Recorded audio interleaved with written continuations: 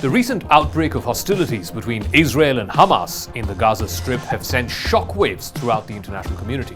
While the immediate consequences of this conflict are evident in the Middle East, one of the biggest losers may well turn out to be Ukraine. Ukraine finds itself inadvertently overshadowed and at the risk of losing vital support from the United States and its Western allies. The Israel-Hamas conflict is a high-profile and volatile crisis which has captured the attention of the entire world. It also has the potential to divert away focus and resources from Ukraine's ongoing struggle against Russian aggression. This shift threatens to sideline Ukraine's fight for sovereignty and territorial integrity against the mightier Russian army, which has been going on for the better part of the last year and a half. The Biden administration in the United States is already grappling with growing pressure from Republican members of Congress who are seeking to reduce financial support for Ukraine. This pressure stems from concerns about fiscal constraints and also priorities which are addressing domestic issues over international aid. In fact, in the last tranche of $20 billion, which was given by the United States to Ukraine, it was given as part of emergency funding, something which was held up by the US Congress, particularly the more conservative members of the Republican Party. Eventually, it was a deal between Speaker Kevin McCarthy, the previous speaker, and President Biden's administration, which moved these funds to Ukraine as part of a grand bargain to avoid a federal shutdown. Over the last 1 year, since this war began, the United States has provided both military and non-military aid to Ukraine. The military aid alone amounts to over $50 billion. This aid has been crucial for Ukraine's ability to resist Russian aggression, bolster its own armed forces, and undertake vital economic and political measures to counter Russia's war. The weapons that the US has so far provided include M777 howitzers, anti-tank weapon systems like the Javelin armor systems, the Stinger air defense weapons. It's also provided Ukraine, and Ukraine has deployed this very successfully, the HIMARS, or the High Mobility Artillery Rocket Systems. Now, from an American perspective, Israel holds a very unique position as a blood and treaty ally, totally different from what Ukraine means to any administration in the United States. In fact, the close ties between Tel Aviv and Washington are rooted in historical, strategic, and cultural connections. Israel is a central focus in US foreign policy, irrespective of which party controls the White House. There is also a big Jewish constituency back home in the US, which is politically very influential. In fact, one of the biggest PACs which can hold sway in an election year in America is IPAC, the America-Israel PAC.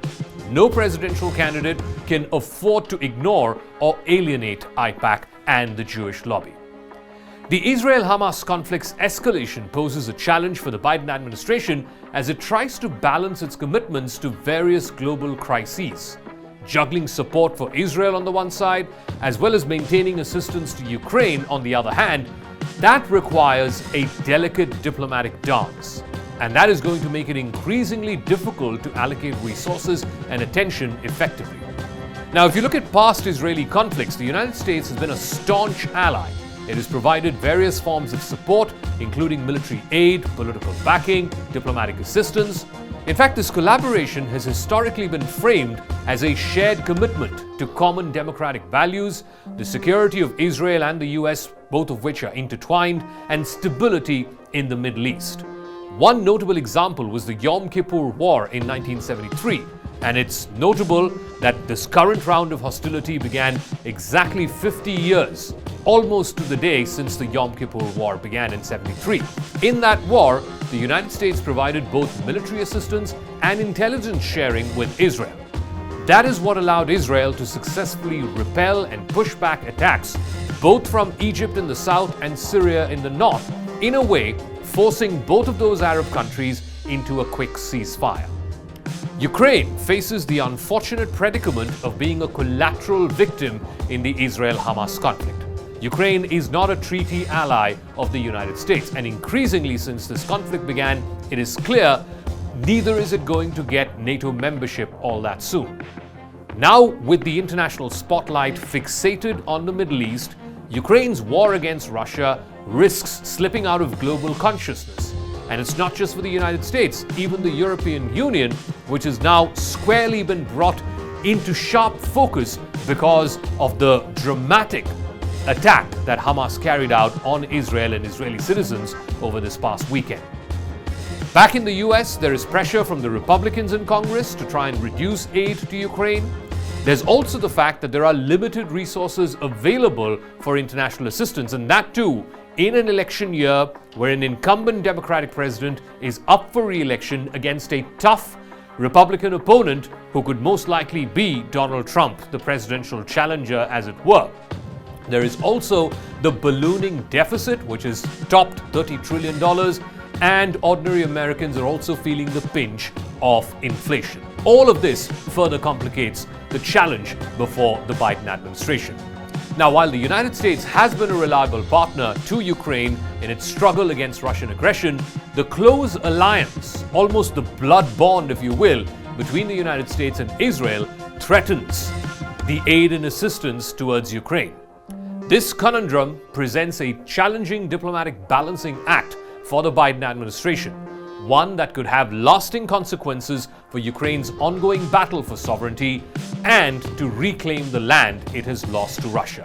Which is why the Russian President Vladimir Putin, without wasting too much time, straight away reacted to the Israel-Hamas conflict by saying that this was yet another example of the failure of American policy in the Middle East. Now, having said that, Ukraine does realize and does understand that if it were to lose this war against Russia, it will be seen as a liability not just on that country, not just an attack on sovereignty and territorial integrity of that one country, it would raise a question mark over NATO itself.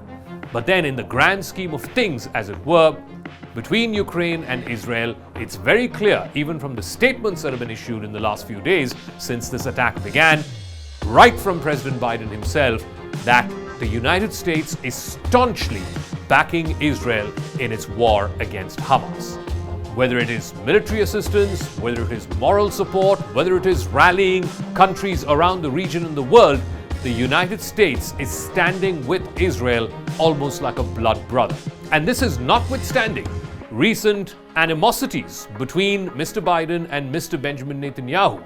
This is despite the US administration criticizing Benjamin Netanyahu for the almost year-long political crisis that he has faced with the judiciary and with sections of the armed forces. But when this attack happened and when the pictures started relaying around the world, the dramatic nature of it, the brutality that was unleashed on innocent Israeli civilians, that was a wake-up call for the Biden administration and for the political class in America that they need to stand with their blood brother Israel. The only problem is Vladimir Zelensky and Ukraine, which have been waging this war for survival for the last 18 months, are getting the rough end of the stick.